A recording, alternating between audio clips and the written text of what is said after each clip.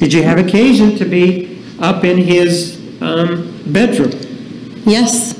Yeah, I was up there all the time at his house. I was in his bedroom all the time at his house. Any indication, for example, that there were any toys or any kids' toys or anything like that? No.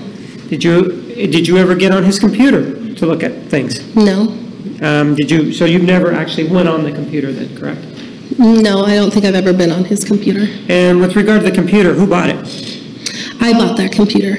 And was it a gift from you to him? It was a Christmas gift. What year did you buy it, do you know? I don't remember what year it was. And during this time that you and he were friends, did you, for example, continue to come on over to his house? Yes, I did. Do you know whether or not he had a pet?